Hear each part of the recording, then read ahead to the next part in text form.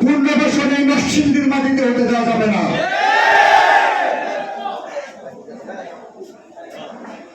প্রকাশ্যে যে হত্যাকারীরা ঘোরাফেরা করছেন, আমরা প্রশাসনের কাছে দাবি জানাবো তাদেরকে যেন দ্রুত সময়ের মধ্যে গ্রেফতার এবং আইনের মাধ্যমে তাদের ন্যায় বিচার প্রতিষ্ঠা করা হয়।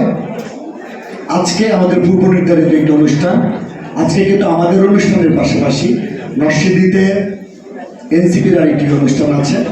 আমরা স্বাভাবিকভাবে স্বাগত জানানোর মন মানসিকতা আমাদের মধ্যে ছিল। আমাদের দল সেরকম নির্দেশনা আমাদের প্রতি দিয়েছেন, কিন্তু নরসিংদীতে আমরা আসলে এনসিপিকে স্বাগত আন্তরিকভাবে জানাতে পারতেছি না, কারণ এই নরসিংদীতে 22 শহীদের রক্তের সাথে বেইমানি করেছে এনসিপি।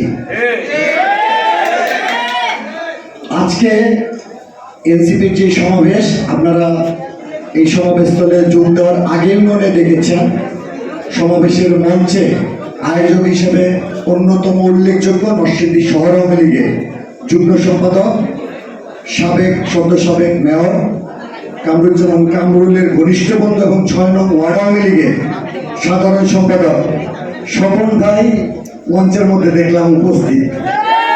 এই পতিত যে ফ্যাসিস্ট আওয়ামী লীগকে পুনর্বাসনের দায়িত্ব নিয়েছে নরসিংদীতে এনসিপি, এবং সেই সাথে আরো মঞ্চে দেখলাম নরসিংদী শহর ছাত্রলীগের যুগ্ম সাধারণ সম্পাদক সামির ইসলাম দোহান, সেও এনসিপির মঞ্চে।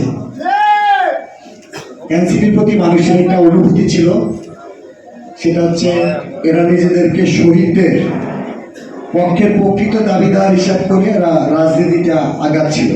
কিন্তু এই নরসিংদীর মাটিতে আমরা নরসিংদীবাসী প্রত্যক্ষ করলাম যে শহীদদের রক্ত যখন এখন পর্যন্ত শুকায় নাই, আসামিরা গ্রেফতার হয় নাই, ন্যায় বিচার প্রতিষ্ঠিত হয় নাই, তারা নিজেদের পাল্লা ভারী করার জন্য, শুধুমাত্র রাজনীতিতে নিজেদের দেউলিয়াতের পাল্লা ভারী করার জন্য তারা আওয়ামী লীগকে পুনর্বাসিত করছে।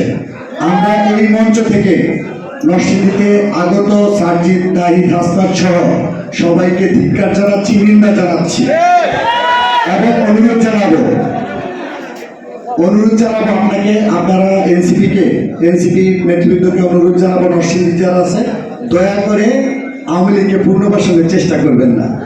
যদি আপনারা আমাদের অনুরোধ না রাখেন, ইনশাল্লাহ আগামীকাল থেকে আমরা নরসিংদী জেলা বিএনপি সংগ্রামী সভাপতি খায়রুল কবির খোকন, সাধারণ সম্পাদক মঞ্জুর আলাই ভাইয়ের নেতৃত্বে নরসিংদী জেলা যুবদল, স্বেচ্ছাসেবক দল, ছাত্র দল, কৃষক দল, শ্রমিক দল, মহিলা দল ও সকল অঙ্গ সংগঠন খায়রুল কবির খোকন এবং মঞ্জুর আলাই ভাইয়ের নেতৃত্বে আমরা ঐক্যবদ্ধ।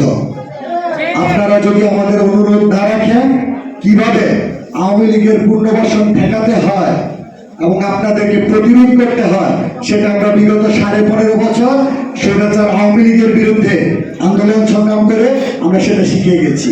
এই মঞ্চ থেকে আমরা ঘোষণা দিচ্ছি, আগামীকালকে থেকে যেখানে আওয়ামী লীগের পুনর্বাসনের চেষ্টা চলবে, সেখানে ইনশাল্লাহ আমরা সবাই সম্মিলিতভাবে প্রতিরোধ করব। আমরা কি সবাই সম্মিলিতভাবে